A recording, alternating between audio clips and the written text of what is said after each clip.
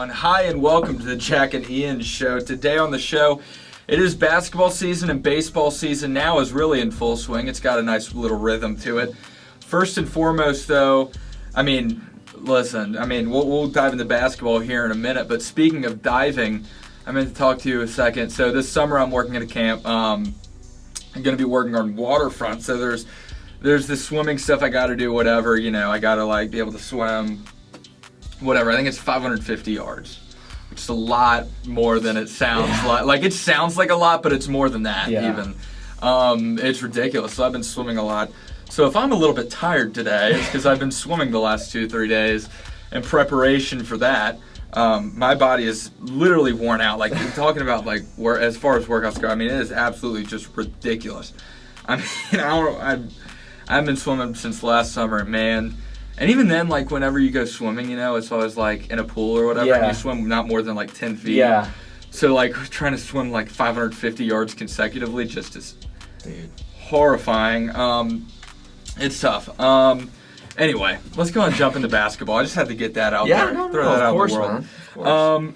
Now, the big news, at least for where we go to school, is Mike Miles returning to TCU. We would have talked about this last week, except we didn't do a show. Then we took a little bit of a break, so we might as well talk about it now. This is massive. He was not necessarily the most efficient scorer, but he was the lead scorer for this team last year. Without him, the ball handling and just having a guy that can distribute and then just pick apart a defense by just driving and kicking even, all that just goes away. And then you got to fill it with guys like Damian Ball or whoever, and they're not going to be nearly as good. Mike is one of the best point guards in the country at being able to get to his spots. And so he would have been a massive loss. Looked for a while there like he was really gone until it was kind of preparing for the worst. But him coming back is just massive. What was your reaction to this? I knew I was excited. Oh, yeah, totally. When Mike Miles, came out and was talking about himself declaring for the draft, and he came out and said that he's going to be both feet in. He's not going to, kind of have one foot on either side of it, and that he's going to go in all the way if he's going to be declaring. But I don't want to say luckily, but thankfully he's coming back to TCU, because I think that would be a huge loss, just like you said, Jack. But really, my initial reaction was good for him. I'm glad that he's declaring for the draft, but at the same time, in terms of his full career, his full career outlook, I think he will benefit so much from coming back for this next season. Yeah. A lot. I think he will benefit so much, because just from what I've looked at, this year's NBA draft class is stacked. It's really good. And I'm not saying that Mike Miles is not a good basketball player and that he's not up to par with everyone up there, but if he comes back this season, plays well, gets TCU back to the tournament, has good performances there, his draft stock is going to increase so much, and even to the point where, hopefully he would go as a first rounder, at this time next year. So, that's the hope. Yeah. He's got a lot to get better on. Those shooting percentages are honestly not good at all. Yeah. He was just not an efficient player. When he was good, he was really good, but there were a lot of games where he was 2 for 14 from the field, and that's just terrible. No one can really afford to draft that when you got a pool of such talent. Granted, there was a lot of injury issues he had last year, particularly with his shooting hand. So, that definitely played a factor into it. But he needed to take a year, because that is enough just from the eye test of just looking at his statistics of saying, not worth it. Yeah. Even if you do watch the film and see, man, this guy's got great potential, he's still he's still a little bit older, because he would have been a sophomore. So he would have had a year on freshman, which NBA scouts love the guys the younger they are, because potential. And then on top of that, he wasn't nearly as polished as a guy that did have 2 years of college under his belt for a lot of guys. And so, a lot of that was due to injury, but he's a guy that I don't think's nearly maxed out his full potential yet, even though he is a bit older. So I think he's got to bank on that junior, senior year blossoming that we saw in a guy like Desmond Bane in his junior and senior year. And as we see with some other guys, Kendrick Davis is one from SMU who's right now in the transfer portal. That's what he's got to be.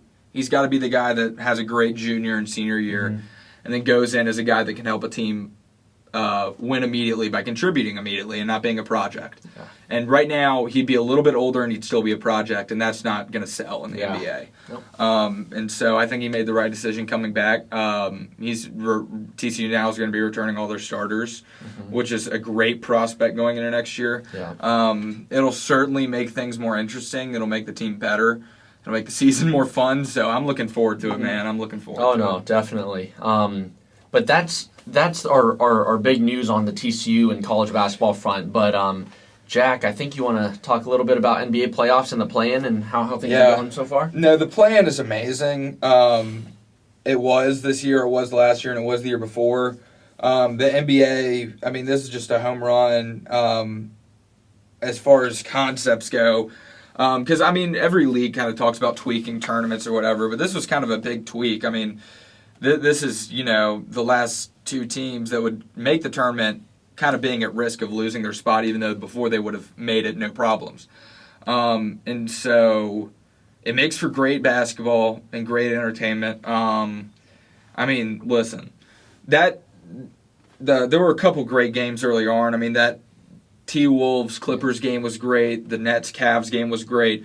And then Friday, the do-or-die games were awesome, too. I mean, the Pelicans-Clippers went back and forth. Pelicans ultimately were victorious in that one, but it was close for a lot of the time. The Clippers doing that without Paul George, which was big news for them. And then the Cavaliers lost twice at home. This is the first time they've really been in a playoff position in a while, so they didn't necessarily have the experience. And they've just been plagued by injury all year, so you kind of feel bad for them. But in a stacked East with really 9 good teams, they were the odd man out, so that was kind of unfortunate for them, but it was the way the cookie crumbled.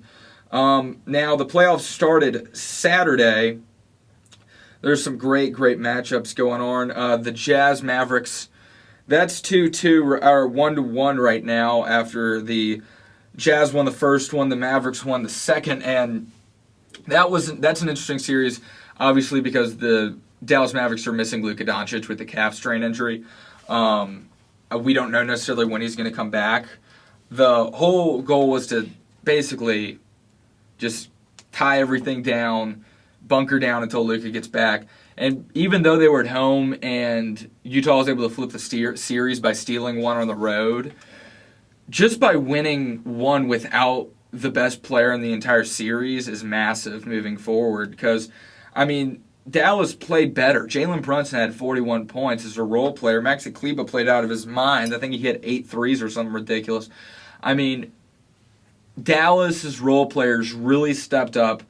I was never a fan of their role players, but man, they played against a great Utah team and got the job done in Luka's absence, leading me to believe that should Luka come back in Game 3 or 4, it's really going to swing in favor of Dallas, just in general, because just if they went down 2-0 at home even without Luka, it'd be tough. Because then, even if they do get Luka back, I would feel like Utah would probably win at least one at home because they're at home. Mm-hmm. Then they're up 3-1. All they got to do is win one of the next 3 games, win one of the next 3 games, and that would just seem far too doable. I mean, obviously teams have blown 3-1 leads in the past, but, I mean, having it 1-1 right now is far better than 2-0 if you are Dallas, much less to make up when Luka does come back. The next game was Memphis, Minnesota.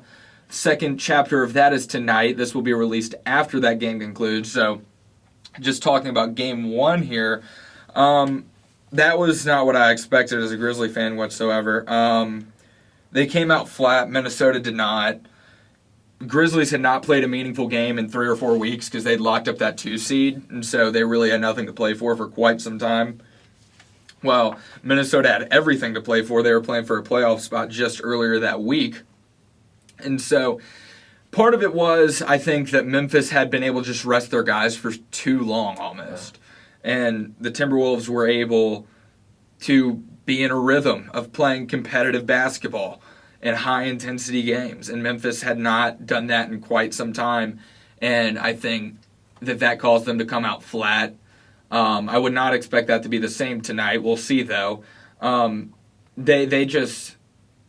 The game really had no rhythm in it for either team, which benefited the Timberwolves, who have much better mismatches at the half court. And that was why they won, along with Memphis' lack of being able to hit outside shots. Now, also for the Timberwolves, Anthony Edwards just was amazing. So was Karl-Anthony Towns.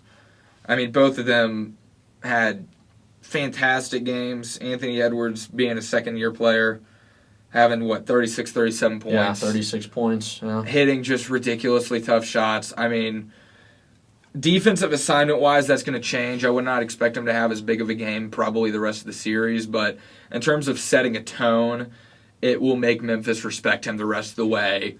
And that is not something to be ignored because it's going to allow other players to do their thing now because so much defensive focus will be on him. Next two games, 76ers up now 2-0 on the Toronto Raptors, blowing them out both times. This is a boring series. I haven't barely watched any of it. As the 76ers shoot more free throws than any team in the association, I don't want to watch that. Plus the Raptors. I mean, they got a cool team, but they just don't have anyone that's super fun on it.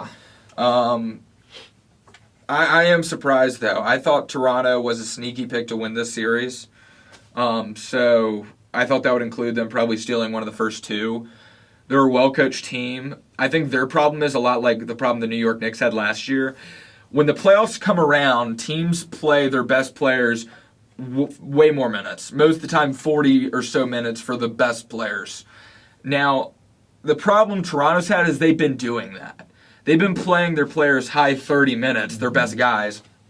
And so in the playoff, they've been playing basketball rotations for a while, but no other team has. And so what ends up happening is now these other teams ramp up their rotation, and now they're a lot better. Yeah. And so now it's stiffer competition than they're used to, because the starters used to play the bench for probably like 10 minutes of a game, And so that's 10 minutes where you have an advantage of having a better player on the floor. But now that 10 minutes is no longer there, and it's resulting in the 76ers dominating the series so far. Now, 76ers do have the best player in the series, and Joel Embiid, so I think they'll probably wrap it up in 5 or so. I wouldn't be surprised if Toronto got 1. I mean, they're a well-coached team. They're a good team. They got great players, but it's going to end sooner than later. Speaking of great teams, my goodness, have the Golden State Warriors hit their stride at the right time. I mean, really. I mean, last night, I believe, there was a 10-minute stretch. I'm assuming you were watching as a Warrior fan. Yeah. There was the 10-minute stretch where they had Poole, Wiggins, Curry, Thompson, and Green on the floor. And I believe they scored, it might have been more than 10 minutes. There was one stretch where they had them on the floor and they accounted for 41 points without rotation. Yeah. Was it 10 minutes? I think so, yeah. Which is ridiculous. I think they were 17 for 22 shooting. That's off the top. That number's off the top of my head.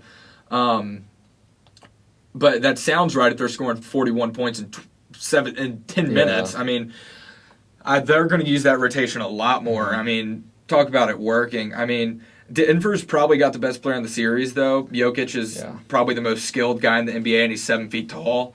So he's great, but besides him, they got nobody. Yeah. Not without Jamal Murray or Michael Porter Jr. or any of those guys. So, I mean, this was kind of destined to happen, it felt like. I mean, the Warriors had way too much firepower, even though the Nuggets have probably arguably the best player in the series. Steph Curry obviously is really, really, really good too. Difference is he's coming off of injury, which is why he's probably not the best player in the series. But the ascension of Jordan Poole has been something to watch, man. I mean, what are your thoughts on that? Oh, he's such a special player. I mean, I think it was about a month ago, maybe a month and a half ago, but I was watching him against the Mavs down at the American Airlines Center, and this guy is great. I mean, again, he's no Steph Curry, but he's a great number 2 to put in there if you need him. Especially with Klay Thompson with the injury stuff, not being able to carry as much weight as he used to. Yeah. Wiggins can be a guy that gets 20 a game, and then Wiggins is on and off sometimes. He'd be the guy. Him and Draymond are the guys I'm not worried about in that rotation. Yeah. The thing I worry about with that lineup is rebounding, which will be interesting if they end up playing Memphis in the next round, because Memphis is the best rebounding team in the league. Yeah. So that'd be interesting. Memphis has struggled. Obviously, I'm getting ahead of myself here. This is only played 2 games. Memphis only played 1. But we'll assume the 2 higher seeds win. Mm-hmm. It'd be interesting because Memphis has struggled with the 3-point shooting in Minnesota. They shoot more threes than any other team. But on the other hand, which they would obviously be a struggle against Golden State, a team that is very efficient from 3 with great 3-point shooters. But it'd be interesting when they go small ball if they'd be capable of being able to kind of tussle with a team like the Grizzlies. Yeah. And a guy like Steven Adams. Yeah. It just would be fascinating to see how that would be dealt with in terms of being able to get rebounds, you know? No, I agree. I mean, just from experience from just watching the Warriors ever since they went on their, four NBA Finals in 5 years or whatever it was. Yeah.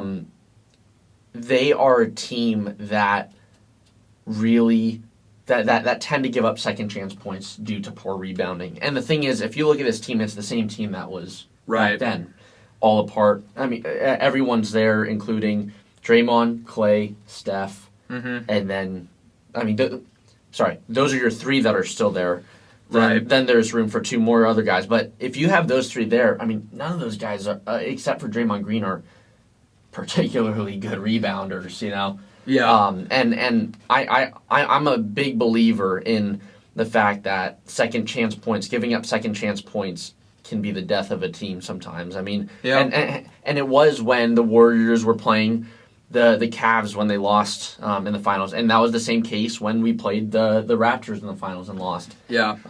It's just the same story. So. And that'd be an interesting series too, because the Grizzlies have been a team that has had the Warriors' number as much as about you can have. The Warriors obviously are a great team. They win a good bit of the time still when they play the Grizzlies. But in terms of, it feels like percentage wins against teams just in general. Yeah. As far as franchises go, it feels like Memphis has kind of got a formula a little bit, at least to hang around. Oh, yeah. A lot of the times they do win, it's very, very close, which is the case a lot of times in the playoffs. But even then, it just is like... It just feels like they got a little bit more of an edge than some other teams do. So that'd be an interesting series should it happen. Definitely. Now, one that's also very interesting to me, probably the best series going right now, is Brooklyn-Boston. For a 2-7 series, is about as even as it gets. I'd be shocked if this didn't go to 6 or 7 games. Celtics won the first game on a Jason Tatum buzzer beater. Yeah. Kevin Durant got caught looking a little bit. You know, he should know better than that, but that was still an unbelievably good game, an unbelievable ending, and it's going to be one good series, I'll tell you that much. I'm looking forward to it. Both those teams awesome. Jason Tatum's awesome. Kevin Durant's awesome. Kyrie Irving's awesome. I could keep going along with... I mean, Marcus Smart just won Defensive Player of the Year. There are a bunch of great players in this series that are fun to watch. One series that's very interesting to me is the Hawks Heat. Their game that's going on as we speak right now, actually. I don't expect the Heat to win the series, but the Hawks are a team that made the East Finals last year with a very, very similar roster. I wouldn't be too surprised if the Hawks were able to steal 1 or 2 of these games and take it to maybe 6 or even 7. I think the Heat are the better team. They got the better players, but... That's just one to keep an eye on moving forward because Trae Young's a guy that will have at least 1 or 2 games in this series where he has 40-something. So that'll be one to keep an eye on. Another one that's interesting, Bulls-Bucks. Bulls hung around far more than people expected, the first game being very low scoring. Bulls have been on a skid the second half of the season with injuries and such. Bucks obviously winning the NBA title last year. Bulls hung around more than I thought, but they just don't have anybody that I think is going to be able to stop Giannis long term, and Budenholzer's too good of a coach. Bucks will win this series in probably 5, if not 4. They might sweep them. Speaking of sweeps, Suns-Pelicans have been going on. It's another game that is tonight. The Suns are the obviously better team here as the Pelicans squeaked in at the end. Phoenix is winning this in 4, maybe 5 if they happen to give up one game near the end when it's like 3-0 or something, or if the Suns are off and the Pelicans just happen to be on one day. But I can't imagine this going more than 5.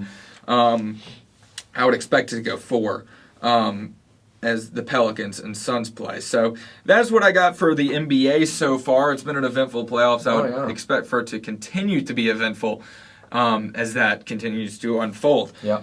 Now, shifting gears here into baseball. It's been baseball season. Ian, how are you feeling about how everything's been going so far? Yeah, no, I mean, I'm just excited that baseball's back. Really, right. I mean, I'm just stoked that baseball's back. You know, obviously there's that lockout for a little bit, but now that it's back, I mean, there have just been some great matchups so far. I mean, there's 2 matchups. One actually tonight and one tomorrow for this Giants and Mets series that I just can't wait for. But no, I mean, baseball has been delivering left and right so far, and the season has just started. So I do want to run through just a couple of, I guess you can call them surprising teams and disappointing teams. I just have one of each, but I want to start off with the Giants here. You know, the Giants, just like last season, no one expected them to do what they did. They came out of nowhere. I think they won 106 games, was it? Yeah, they were great. And so they were fantastic last year. Obviously, they lost Buster Posey, which that was huge. But this year, after 11 games, they're actually 7-4, and so I think I really think this Giants team is underrated, and I can see the same thing happening this year as it did last year, where they're kind of one of those wild card teams in that NL West. I mean, obviously the NL West is just absolutely stacked with the Dodgers. The Rockies are actually 7-3 right now, which is extremely surprising. But yeah, I mean, I really think the Giants can do something special. They've got 2 great starters right now. Between Logan Webb and Carlos Rodon, having that kind of 1-2 punch for you, it is just insane. I mean, Logan Webb hasn't lost a game since May 5th of 2021. Yeah. So that's almost been a full year of either wins or no decisions. And, I mean, he's had 2 starts already this season, and within those 2 starts, he's gone 14 innings. He's given up 9 hits, only 2 earned runs, no homers, 2 walks total, but he struck out 10 with an ERA of 1.29. So that's a great start. And then Carlos Rodon, obviously, he just got traded and signed by the Giants. He was with the Chicago White Sox last year. He threw a no-hitter last year pretty early on in the season, and he's been off to a great start as well. In his 2 starts, I mean, he's got 12 innings pitched, given up only 2 runs. He's barely walked anybody. He's walked 4 people, and he has 21 strikeouts. So he had 9 strikeouts against the Indians back on the 15th, and then in his debut with the Giants, he had 12 in 5 innings. And, I mean, this guy's special. So Giants, I think, are loving life right now. Hopefully for the Giants, this can continue. Hopefully it's not just a fluke start, because I think the Giants are definitely a team to be on the lookout for. And then in terms of teams that are, I guess, disappointing, you can say the Texas Rangers are on my list. They're 2-7 right now. And for a team that spent $500 million in the offseason to be 2-7 after 9 games, that's disappointing. Granted, they're in a very difficult division in the AL West with the Astros, the Angels, and the Mariners. Obviously, the A's are in there as well. But, I mean, right now the A's are 1 game over 500, but I don't see that, carrying on. But the Rangers being 2-7 right now just doesn't make any sense. They spent $325 million on Corey Seager, and they spent $125 or $150 million on Marcus Semien. Semien right now is really struggling. I think last time I checked, he's batting 128. He's 5 for 42 so far. His struggles are continuing right now with the Rangers, and the only bright spot that I really see is that Corey Seager is having a great start to the season. I mean, he's been the brightest spot for this Rangers team, especially because the Rangers pitching staff is struggling completely this year.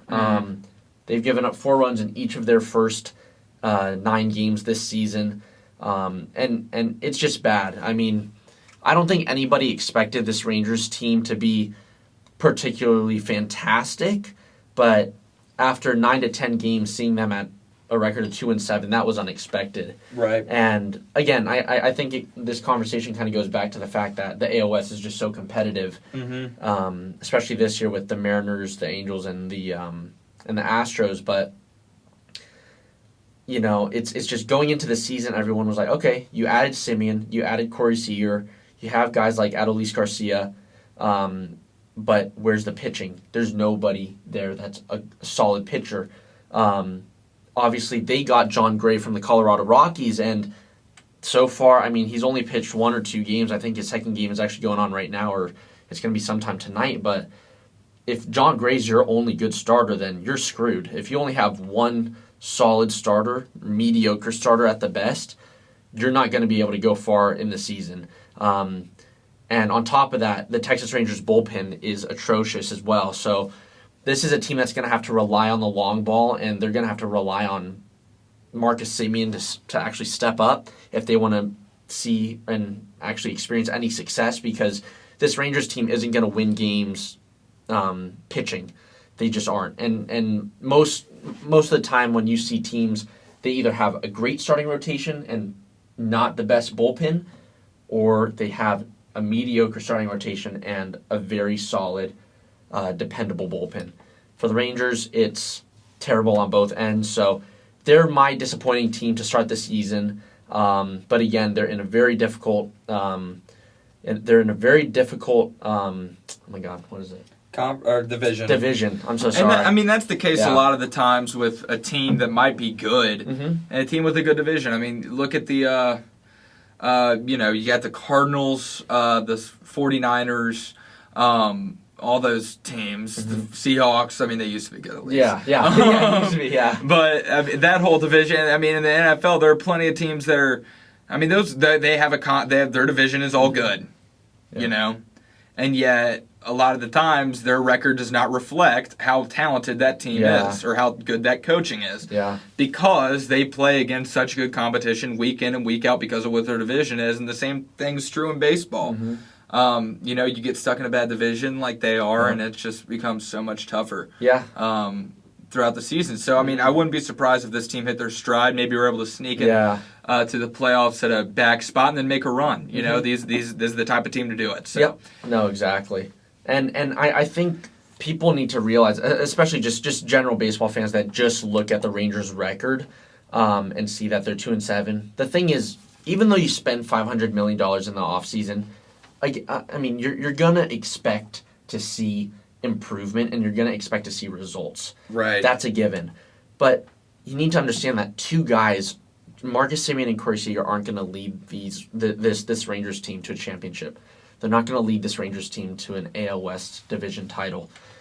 This is a rebuild, and those 2 guys are going to be there for all of it. And this rebuild could take 2 years, 3 years, could take up to 4 or 5 years. We'll see. Hopefully for Rangers fans, they're hoping that it'll take hopefully 2 to 3 seasons max, and that they'll be at the top of the AL West, hopefully winning divisions left and right. But again, this is a process. It's not just spend $500 million and let's go win this entire thing.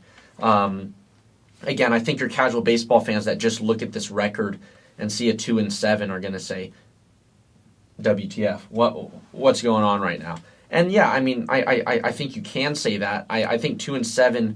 I don't think 2-7 is an accurate reflection. I think Rangers could be maybe 4-5 instead, but it is what it is. But the Rangers, I have no doubt that the Rangers will hit their stride, just like Jack said, sometime soon.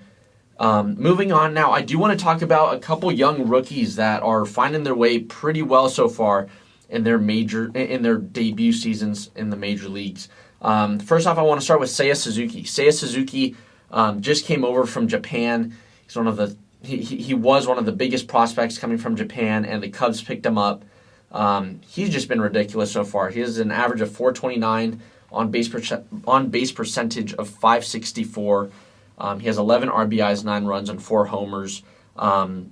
He's just someone that adds so much to this Cubs lineup, especially considering that this Cubs team has lost a lot of players over the last season or two, namely Chris Bryant and Anthony Rizzo last season when they left the Cubs. But Seiya Suzuki has been just insane. And, I think that it's an interesting talking point because it is his rookie season in the MLB, but people need to remember that he's been playing he's been playing in Japan for a couple of years now. So it's not necessarily like this is just his first season, but no matter what, coming into the MLB and batting .429 after about 10 to 11 games, that's fantastic.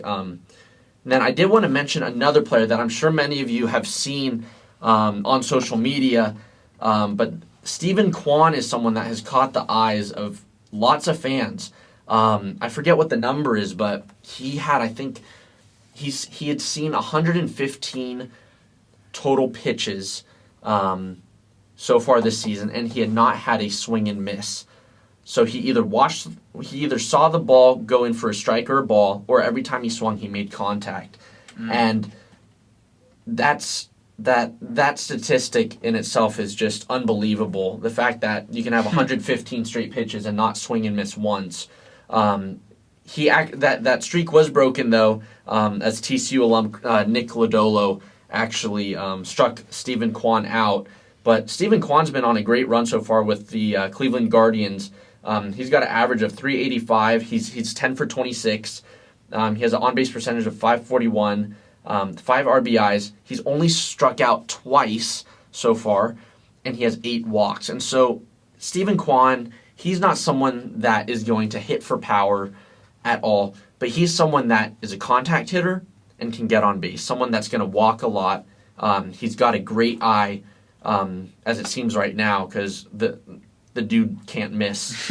I mean, he really can't. He knows where the zone is, and it's working well for him right now. So he's been on a roll, just like Seiya Suzuki. And then I did want to wrap up the show with one little note that I just found out a couple days ago. 20-year-old sensation in the Japanese Baseball League, Roki Sasaki, just threw a perfect game and had 19 strikeouts in his season debut. Now, in his next start, he throws 8 perfect innings, 102 pitches, and he gets pulled. No. So that's a lot of innings in a row. Oh, yeah, it is. It is. I'm surprised they played him. Jeez, that's ridiculous, though. But basically, so what was it? 17 perfect innings. Granted, he threw 102 pitches in 8 innings, and I understand them taking him out because they don't want him to get injured or anything at the start of the season. He's too good. No, I know, he's too exactly. Good to get injured. But it's funny because this is kind of what we saw with Clayton Kershaw and the Dodgers when he played the Twins in his season debut. He went 7 perfect innings. I think he was at 77 pitches or 74 pitches. Pulled him. And the Dodgers pulled him. And, the fan in me says you can't pull someone when they've got 7 perfect innings. But then again, with the abbreviated spring training, the last thing the Dodgers want is for their ace to get injured. Yeah. But anyways, I thought I would mention that. But Roki Sasaki, remember the name, threw a perfect game with 19 strikeouts and followed up that start with 8 perfect innings. So Jeez. That was quite the performance by Roki Sasaki. But that is going to be the end of the show, though, for tonight. We did want to thank you guys for tuning in once again. We really appreciate the support that you guys have been giving us. It really just keeps us going.